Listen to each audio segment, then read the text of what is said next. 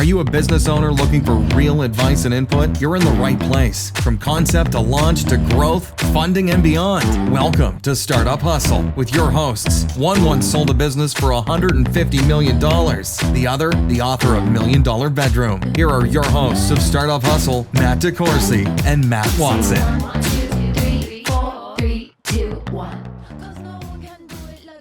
And we're back. Another episode of Startup Hustle. Matt DeCoursey here with Matt Watson. What's up, Matt? What's going on? Just flipping through another day, buddy. Hustle and flip both? Yeah, a little bit. You know, we're going to get into some of that. Now, before we get started, it's probably a good time to let you know that today's episode of Startup Hustle is brought to you by Fullscale.io, helping you flip into some better and more affordable software developers. Why are we flipping something? I'm going to flip something at you here in a minute, but don't flip me off. Well, people will have to watch the Startup Hustle YouTube channel for that. We're going to talk about all kinds of good stuff with today's guest. That's Dave Robertson, is the founder of Flipperforce. Dave, what's up? Yeah, thanks for having me on, guys. Do you like Dave or David? I go by Dave. Dave? So, yeah. My sheet says David. My dad's name is David. But his nickname that his high school friends gave him was Dip. Wow. Do you have any fun nicknames? As a David? No, it's mainly Dave. I'll just call you Dip then. You're Dip. Well, so Dave's the founder of Flipperforce, which is cool stuff. It's house flipping software. It's definitely a subject we haven't talked about. Have you ever flipped a house, Matt? Nope. I haven't. I have one for sale, so he wants to come flip it. I don't. Okay. That might break the spreadsheet for a couple different reasons. Now, Dave, I'm going to let you go ahead and take the mic here for a second and give us a little background about what you guys do at Flipperforce. Now, before you do that, I would like to encourage the listeners to go to flipperforce.com. That is spelled just like it sounds. Is that Force? F-O-R? Yep. Force. Okay. Force. F-O-R-C-E. Okay. Yep. Force. Like using the force. Yep. Ooh. Talk to us, Dave. Well, yeah, so Flipperforce, it's a web-based software solution for house flippers that helps them analyze deals up front to make sure they're actually buying a good deal, helps them estimate the renovation costs so they can establish an accurate budget up front. And then we've got project management tools that they can use to manage their projects, track their project schedules, track their project expenses. So it's really kind of built to be an all-in-one platform to help them with the entire process. Now, I'm assuming that you got into this because you were flipping houses yourself and kind of just figured out there wasn't something that helped you do this. Yeah, so back in basically 2011, started flipping houses part-time, had a full-time job at a local construction company as a cost estimator. Decided that I wanted to try to make some extra money on the side, so started flipping houses. In the process, I also created a spreadsheet that helped me analyze the deals and estimate the renovation costs. And eventually that transitioned into a product of its own. So I decided other people might find my spreadsheet handy. So I decided to create a website and started selling it online. That morphed into a product and a business in and of itself. And now we've developed it into a new web-based software solution. See, this is where the best products come from, right? It's an entrepreneur that understands a problem, scratches their own niche, understands how to solve the problem, what the industry needs. Yeah, and I like that the best things come from. I like that it was simplistic. You know, and you told me before we hit record. Now you sold quite a few of the spreadsheets, right? Right. Yeah, we've sold several thousand spreadsheets. And how in the world did they find you? So I really just created a website, called it houseflippingspreadsheet.com. So when people type in the word house flipping spreadsheet or are looking for a spreadsheet for flipping houses, you know, my product is the number one ranked product there. So it was pretty simple from that perspective. Right. SEO, baby. Yep. Content marketing. Now, you mentioned houseflippingspreadsheet.com. And now at one point, Google just absolutely loved exact match domains, and then they didn't. Right. Did that actually affect you when they didn't? No, not necessarily. Yeah. I mean, I've got a lot of other keywords on our website. Sure. I don't know that I have a lot of competition as far as spreadsheets for flipping houses. There's been a lot of new software solutions that have popped up for flipping houses, but as far as like an actual spreadsheet, there's only like one or two of us, so it was pretty easy to rank for something like that. So spreadsheet still exists? Yeah, you still sell it. Yep. But then like the software is kind of an upsell. Right. Well, so the spreadsheet is a solution for people that still prefer a Microsoft Excel spreadsheet. So believe it or not, there's still a lot of people out there that would just prefer a one-time download that they can download to their computer and that they own and they can edit and manipulate. As far as what do you charge them for that? So it starts at $127 up to $300, just a one-time fee for the entire spreadsheet. So depending on which functionality is included in that, it's a decent sale. Hey man, if you've sold a few thousand of those, congratulations. Yeah. I like it. Not bad. So I'm not going to pretend to be an expert on house flipping. I do know a little bit about the genre or the industry. I've owned some rental homes, and I know you can get yourself in a shitload of hurt in a hurry if you don't know what you're doing. Right. And I think that, especially, you mentioned starting this in 2011. So I'm old, and I owned real estate on the good side and the bad side of what is commonly known as the real estate bubble or the housing crisis. So I saw people buying up houses and flipping them. And it was like, in 2005, 2006, you couldn't do anything wrong, man. Like, I mean, it was just like, touch it, buy it, sell it, flip it. You could get insane loans that just didn't even make sense. You're like, how, wait, you just want me to sign my name and you'll, and you get, there's movies about it now, but, so did you have any particular, stories of failure or hurt and anguish that really like helped you refine the software or get other input? So when I started in 2011, I kind of came out of school right around when that recession was happening.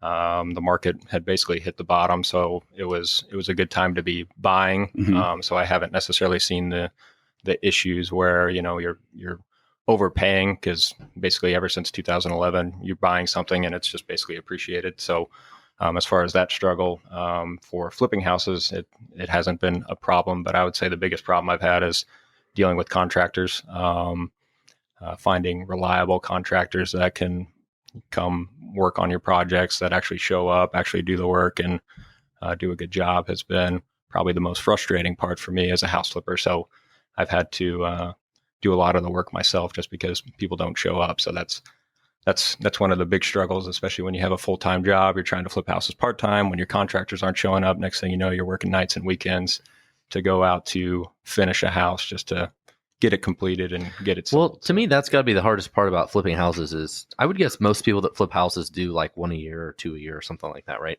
And it's probably very hard for them to find the different subcontractors they need to do the different kind of work. And you need them for a day or 2 days here or whatever. It's probably really hard to find those people. And then I'm sure there's probably also a group of people that flip houses constantly. And that's kind of a different market, right? What is there a lot of people that do that? Just like every month they're just continually doing these projects? Or a whole bunch of them. Yeah. So I think it's like any industry. I mean, there's a lot of people that are wanting to get into flipping houses. So there's people that watch those HGTV shows. They think that it looks easy, so they want to go out and do it. So there's a lot of new investors that are trying to flip houses. Then there's a segment of people that flip houses part-time, which is going to be, 1 to 2 to 3 houses a year. And then there are the big players who are probably, the top 5 to 1% of house flippers who are doing probably 95% of the houses in the market. So it's probably similar to any market. There's people that are killing it. Then there's people that are just, getting by doing it. And then there's the people that want to get in. So, well, and I've known several people that, like in my neighborhood, where they buy a house, they renovate it, they live there for a year or two, and then they sell it, and then they just buy another house in the neighborhood. At that point, if you live in it for a couple of years, you don't have to pay capital gains when you sell it. Yeah. And that's the big point. And I did that. So I mentioned I owned a house on the good side of the bubble, and I lived in Wilmington, North Carolina. The first time I was married to a woman named Jill, which has happened twice. I bought a starter home. I think I paid $130,000 for it. It was just a simple little ranch home. And I lived in it for a couple of years. And when I went to move to Washington, D.C., I rented it out. And that's when prices started shooting up. I ended up selling it after only owning it for 3 years. I sold it for double what I paid for it. Wow. And then I bought a different house later and got kicked in the nuts on it. So I never really had a net positive transaction. But at the time, I had looked at a whole bunch of different stuff, and I was still working for other people. in those days. And I was trying to use the concept of OPM, other people's money, to leverage houses and stuff like that. And I mean, and that's where I kind of got my base knowledge from. And I think that with flipping, there's a lot of people that want to buy like shit and polish it. Right. I mean, there's people that buy stuff and turn it into like Section 8 housing and stuff. Yeah. Another part of my point there was, since I'd lived in that home for 2 years, when I sold it, I didn't have capital gains on it. And, that is a good way to keep some of that money in your pocket. But that's not like you mentioned so there's much like any industry, and houses is something that everyone needs. So there's some big players in it. I would imagine those aren't your users.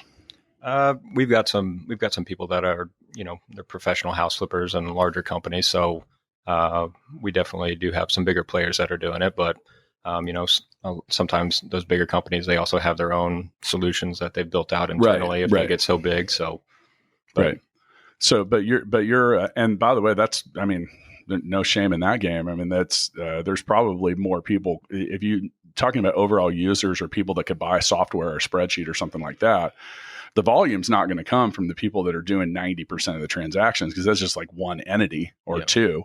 Yep. It's all the other people that don't know what the hell they're doing. That's probably the problem you're trying to fix. So with your tool or your spreadsheet, and once again, go to flipperforce.com and check it out.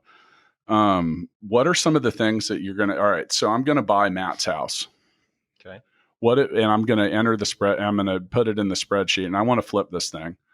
So what are you going to help me look at? Like, what are some of the things that what's the first basic, is it the price? Well, so when you're evaluating whether a house is going to be a good deal or not, you're trying to figure out, what is it going to be worth after you make the renovations to the property. And then you're going to take into account all the other costs that it's going to take to actually get it flipped. So you've got your renovation costs.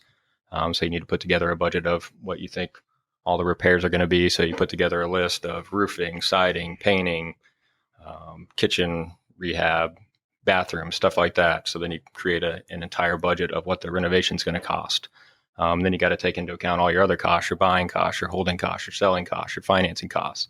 And then ultimately, that will tell you what you should offer for the property. So whatever Matt's asking for the property isn't what you should be using to determine what you should offer. It should be all of your costs should determine what you should offer for the property. The margin, the profit expect to make at the end. You probably we should have had him in about 3 months ago, because you could have used this. Because your house you're selling your house? It's for sale, yeah. And you went through a whole bunch of this stuff on the way, just getting it ready to like prep for sale, because you'd lived in it for a long time, right? Yeah, like 9 years. Yeah. So, and then some of the things too, when you're flipping a house, like you have to make budget decisions, and you can't just be like, oh, I really like the way this tile looks, so I'll pay 3 times more, because you can't give a shit about that. Sure, you can. Well, you can, but I would imagine you're not going to get an ROI on it. Well, that's part of the point, though, not to just create better homes in America. All right. So mainly what Flipper Force is trying to do is trying to help me figure out where I need to buy the house at, right? Right. So it'll help you determine the maximum purchase price that you can offer for the property, and help you and tell you, how much profit's going to actually be in the deal. So that way you don't overpay for the property. How much money do people usually spend rehabbing? I mean, it's obviously going to depend on the scope of work of the property. It's like asking how long will it take to build software?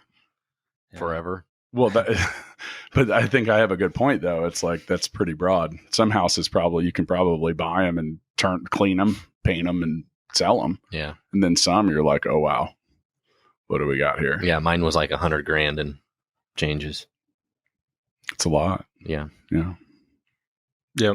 So that's why we have our repair estimator tool. I mean, that's what that's for, is creating a scope of work. So instead of just like plugging in a number of $50,000, so I think I saw on a flip show one time they spent $50,000. So I'll just use $50,000 as my budget. This actually helps them itemize each repair on the property. We've got unit pricing in there, and prices that they can use as a starting point to help them estimate the cost too. So, do you have to give consideration to where they're doing this? Because like I would imagine that it's more expensive to do this in California or wherever than here. Yeah. So our pricing, I mean, we provide a national database pricing. So For markets like San Francisco, downtown San Francisco is obviously going to be 30%, 40%, 50%, 100% more expensive depending on what they're doing or where they're located. So we definitely tell our users that they should be reviewing the unit prices that we have. It should cover most of the markets, but if you're in a really expensive market like California, New York City, stuff like that, you need to be reviewing those prices, confirming it with local subcontractors, stuff like that, adjusting your material pricing.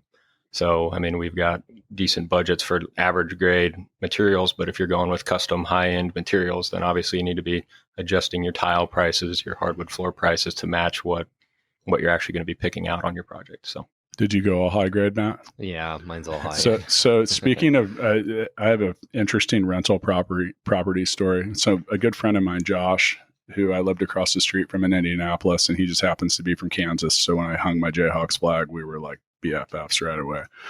He owned a bunch of rental properties, and in one of them, I was driving home from wherever I was at, and he called me. He's like, dude, one of my tenants just got killed in one of my rental homes. Oh, shit. He's like, can you go by and see what, he wasn't even in town. And he's like, can you drive by and see what's up? I literally pulled up, and there was the police tape and a seal God. On the door. I was like, dude, this doesn't look good. So at that point, he had what's known as a stigmatized property. Yeah. Because after that was done, he went to rent it out, and the next 3 people that moved in immediately moved out after they found out that someone, 2 people, not one, but 2 people got killed in the house, murdered. Not like they died or killed themselves. They were murdered. Yeah. And so are there things like that? I know that's a weird fringe situation, but the struggle was real. It's got to be in the spreadsheet. Yeah. Well, but that was the thing though. It very much affected the value of the home because no one wants to just be sitting in a room, you're sitting there, watching Sesame Street with your kids and someone had been brutally murdered, right there. You get that in your head. It's hard to get it out, but so we have a line item in our software that's for murder. Yeah. What about if a meth lab explodes? Yeah, we've got that. Got that one. Yeah. By the way, Damn, he's got it down. That's a real thing, though. Some of these properties are toxic in some regards, and if it smells like cat pee, you probably don't want to go in there. Right.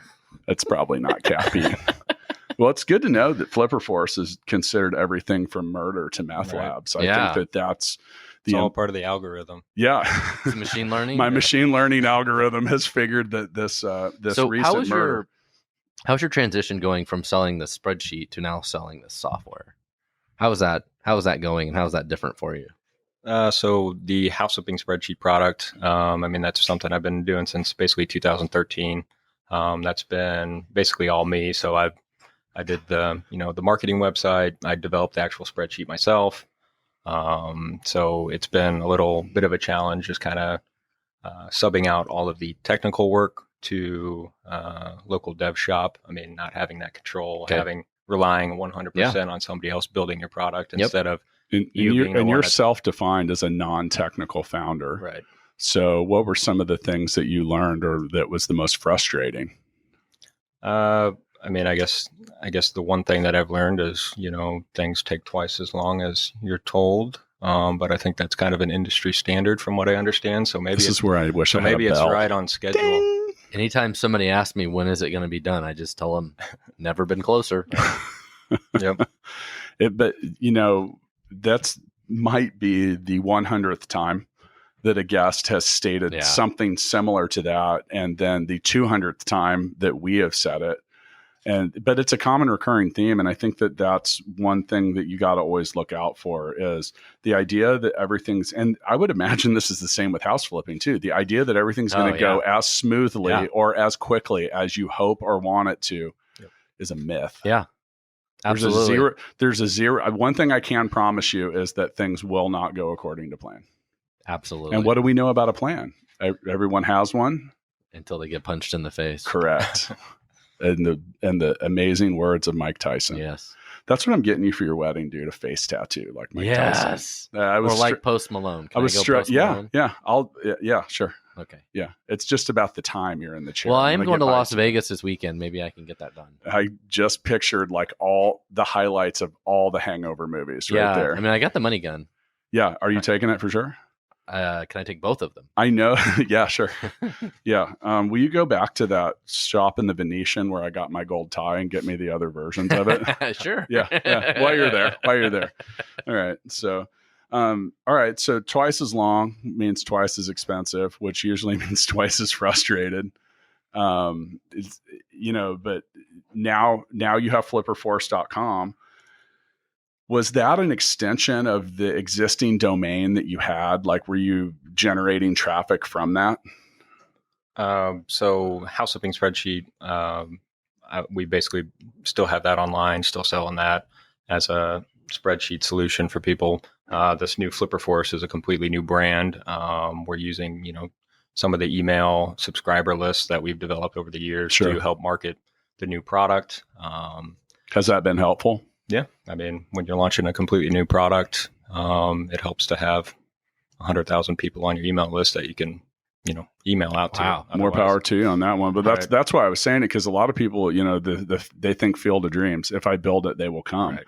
And that's the next part of whether you're non-technical or if you don't have any experience, you can grossly underestimate how much it's going to cost to get anybody to pay for anything. Well, and here's the benefit you have is if you built this software product and started selling it today, it would have been probably a pretty abysmal launch. But because you got 5 years of history selling the spreadsheet and all of that marketing muscle behind it, contact list, all of that, that's going to make rolling out the software so much easier. And refinement too. My God. Yeah. And, we've seen, that's basically a blueprint. And I don't mean abysmal in a negative way, but it's back to okay, I built it. Where's everybody? Where are they at? Here they come. And then other things too. It's, something, you look at Microsoft Excel, that's like the one of the original gangster products of like computers. Yeah. Yep. So obviously there's back to Windows 1. There's some QA and quality assurance that's gone in. And that's where, building a web platform, you got to check all those formulas. Yeah. You got to make sure that shit works, because an error in any of that, and I'm sure along the way to getting it out there, you learn that as well. Right. You're like, turning a 10% into a 40% is going to affect the entire table. Right. So what do you charge for the software version? The new software version, we're doing a monthly or annual subscription. So it's starting at $25 a month up to about $80 a month. Okay. Where are the variances? Like, what's the difference? Yeah. So our basic pro plan, that's just for one single user. That one's the $25 a month plan. And then basically you can scale up from there. So when you add additional users, it increases the price. So we've got a small business plan, which has 5 users. And then we have an enterprise plan, which is basically unlimited users that they can add. So that's the only difference at this point. And that's only $80 a month for unlimited users. Mm-hmm. Seems way too cheap. Well, I mean, on some levels, you got to early adopter pricing is what we're calling it. So how long have you had this out? So, I mean, we started working on Flipper Force basically in 2018. We beta tested most of 2019, and eventually I was like, well, we just need to launch the thing. So we launched it in December of 2019. So it's new. Yeah. So did you pop the champagne and like throw a big party, fire the money gun? Like, no, nothing. No, not really. I mean, so we launched. We can do all that later. If he's like myself or anyone else, when you finally get your product, you're like ready to lift it up. You're like, fuck the champagne, man. I'm just turning this on. I'm tired of talking about it. Turn it on. No champagne, no VIP room, no money gun. Just somebody turn this thing on. Right. Is that how it felt? Yeah, pretty much. Yeah. I mean, so it's like a monkey on your back. Yeah, get this damn thing off my back. It was That's a better way to look at it. Kind of a race between my new son being born and this getting launched. And congratulations. Who won? Who was first? The baby won. So it's hard to believe, but the baby won. He was only in there for 9 months, and it took us a year and a half to build out the app. And I can't believe that baby beat us by a week. So wow. We launched December 2nd, and he launched himself out November 23rd. So you got like a Thanksgiving baby. Right? I have one close. Yeah. Close. Yeah. First kid? All right. Congratulations. Well, you have 2 kids. You have, is it a Flipper boy? Force. Yep. He has a son and Flipper And Force Flipper Force. and the spreadsheet business. Yep. You have a baby with flippers. So you mentioned, you've defined yourself as a perfectionist, and that's not always a good thing. In fact, I recommend trying not to be a perfectionist when it comes to opening your online business, especially Because your software baby is always ugly. Yes, that baby is always ugly. Always ugly. And, so many really well-known people are quoted of saying, if you don't look back at your first release later with absolute terror, then you hung on to it too long. Yep. Did you hang on to it too long?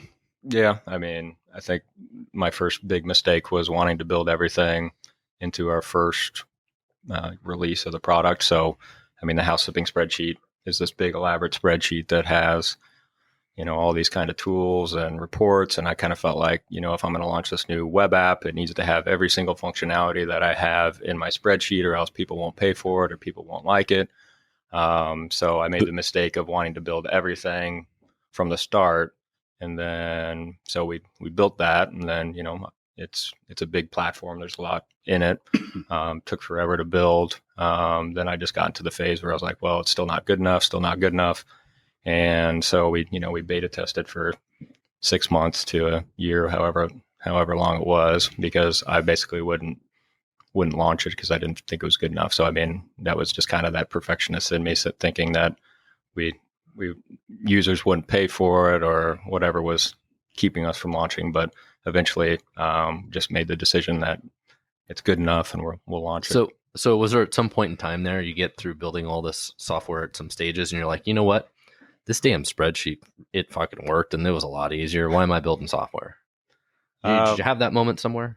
I mean, it's definitely. Or you still have that moment? I mean, the spreadsheet. I mean, the spreadsheet business is pretty well automated at this point, so it's been a hell of a lot easier than and it just the works. new business. So I mean, and it works. So while that business was simple and straightforward, here, buy it and deliver a spreadsheet. I think one of the things that was probably, and you can confirm or deny this, but the thing that I think would be a challenge moving to the online platform is the spreadsheets never gave you any input about what parts of it people actually used. Right. So and if you talk about trying to build everything out, and I've done that before, I'm like, oh, we got to have this before we launch. You spend a shitload of time and money and effort building it, and only to realize no one uses it. Right. So, I mean, we've done surveys, which you don't know how accurate that is when you're asking your customer, what tools would you like most, or what would you use most? So the only thing that matters is what actually happens. Right. And it's impossible to gauge until you do it. I got an example of a really terrible survey. God. It's like how we vote for president. It's like a giant survey. And look at this shit we end up with as choices. Super inaccurate. And it's inaccurate, probably tainted, and despite the most popular answer sometimes being evident, it's not the one chosen. Yeah, that's pretty much. Okay. Weird. Yep. I was thinking about that the other day because I have a 3-year-old and a 5-year-old, and Dave, you're going to get to deal with this. I'm like, man, there's things I'm just going to have to teach my children that are different than what I was taught. And I'm 44 years old. We were taught democracy, the person with the most votes wins. No, that is not how it works, children. And just different stuff. And I've got a whole list, and I'm not going to alienate half of our audience by going through my weird work. Dude, Columbus did not discover America. It's a pretty well-known fact. He was in the Bahamas. But that's not what Close we're enough. taught. Yeah. I'm like, okay, that's weird. He's got his own day. Wasn't a really good guy either. He pretty much did some heinous, evil shit, but what are you going to do? Now, Flipper Force is great, but there's one thing that I'm going to admit that I do like a little better, and that's Mixtape the Game. Oh. Have you ever played? Can you flip some cards? I'm going to flip one. I've just flipped a card out of, I love the flipping reference. So I flipped a card out of the Mixtape deck. You can go to mixtapethegame.com or download the Mixtape app on iOS or Android. So I pulled a card out of the deck. I'm going to read a scenario. We're all going to name a song that comes to mind. There's really no wrong answer here unless it comes from Watson. That's true. And then we will vote for who wins. You may not vote for yourself. Oh, wow. Dedicate a song to someone in the room and tell them why you chose your selection. Oh, shit. This is where, once again, I want to pick Fuck You by CeeLo Green and dedicate it to you. Man, you know, I'm going to dedicate Pinball Wizard to Dave because of flippers. I think when I think flippers, I think pinball. And so I'm going to go with Pinball Wizard, and I'm going to dedicate that to Dave. Geez.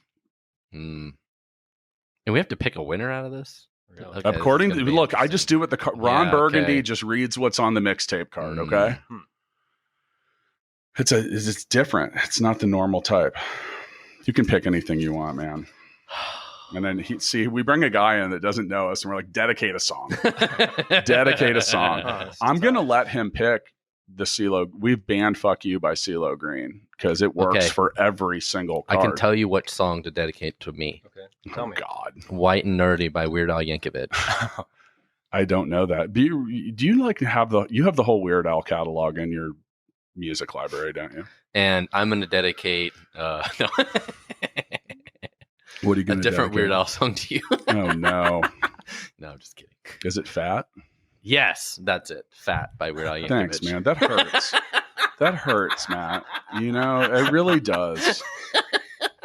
I'm not fat. I'm husky.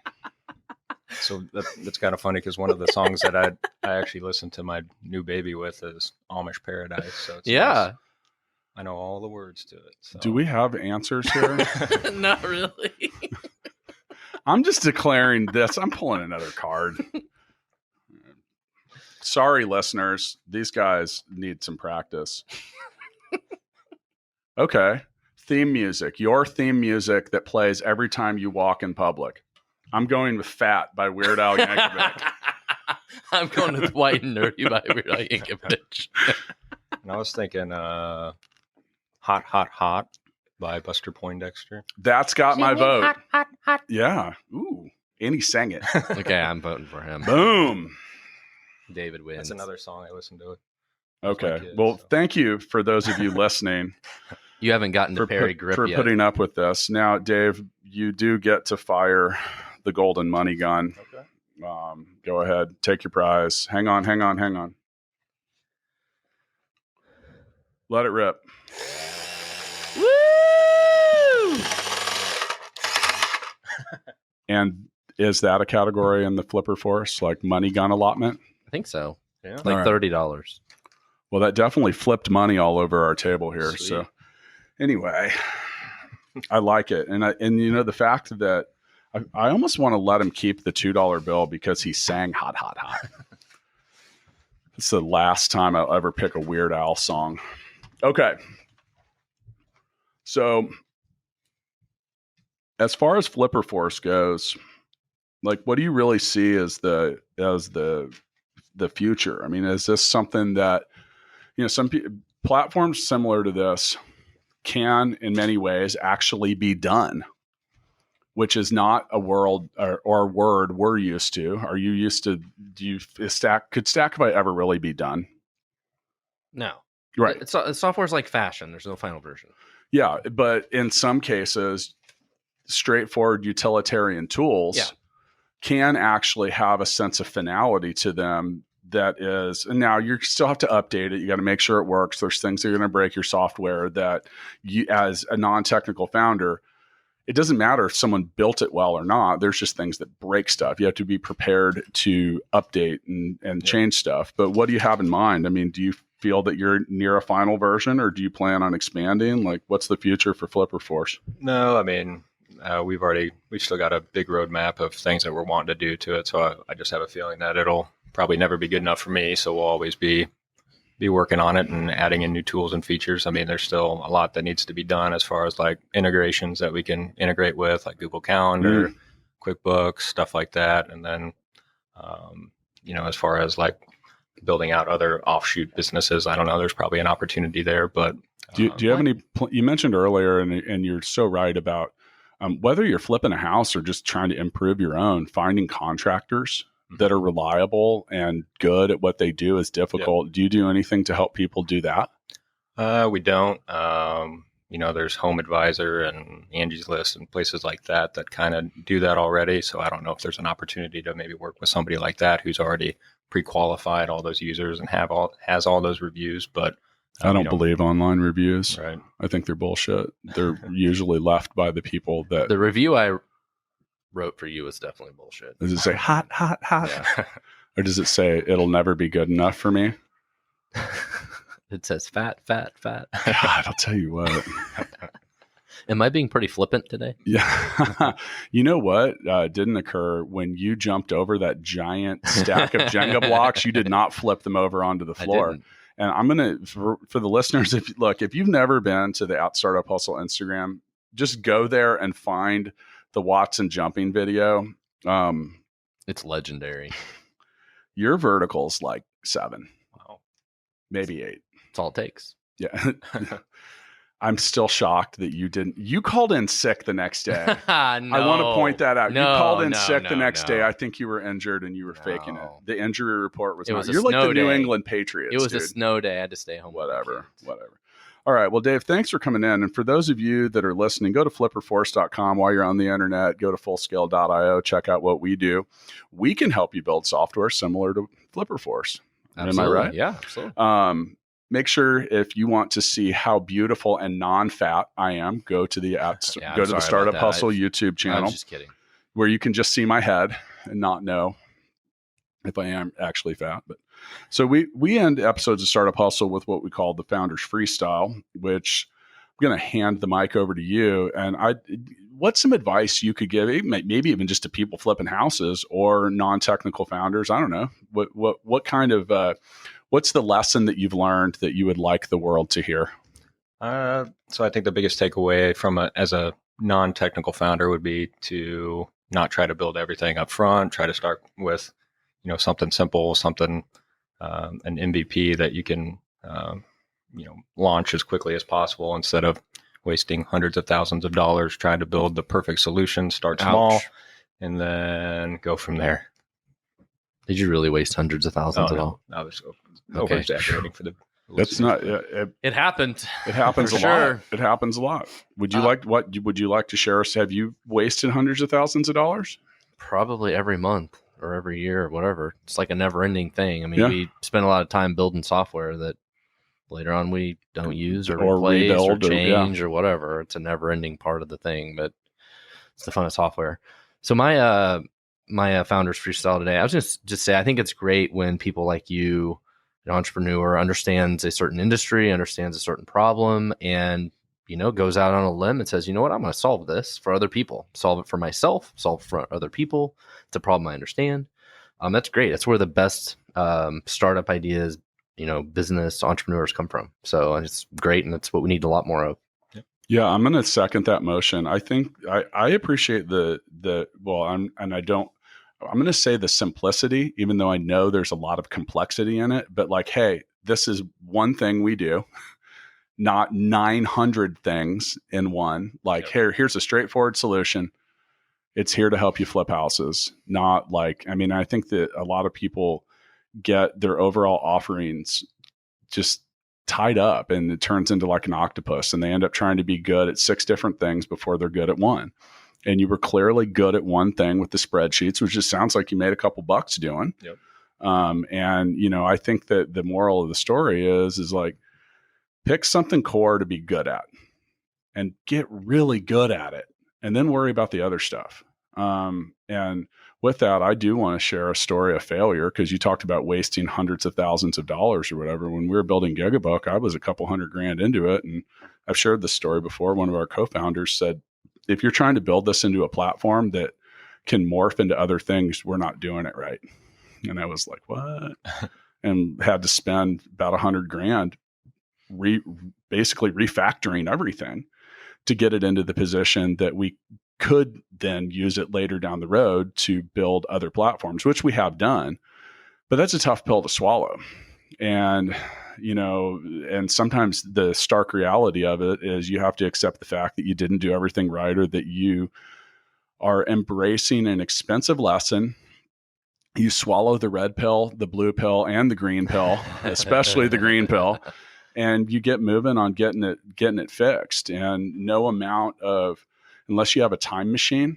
And if you do have a time machine, we'd like to host you on the That would show. be I'd great, like to yes. learn about how that was built and really how I can access it.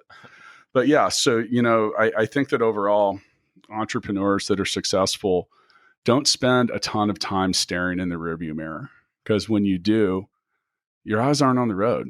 You know, what's already occurred has occurred, and you got to be forward thinking. You got to try to do the things that make sense for you in the long run. You got to also have a very short-term memory when it comes to failure. Sometimes, like, you don't want to completely forget about it, but at the same time, you know, you got to just accept the fact, like, hey, that's done, let's move on. And it's similar to like baseball. You know, the best hitters, they're not like, God, I struck out last time, I hope I don't strike out when I'm at the plate this time. They're like, here I am, this is the at bat that I'm on, and I got to try to get ahead. I can't worry about the next at bat. I'm just here at the plate right now. So speaking of which, I'm going to post the videos of you throwing and you hitting at the Royals. Okay. If you want to see a true powerhouse, how do you not have a contract? You know, I just didn't want to go through all the minor leagues and all that stuff. I don't blame you, man. I'm gonna get back to work. So I'll see y'all next time.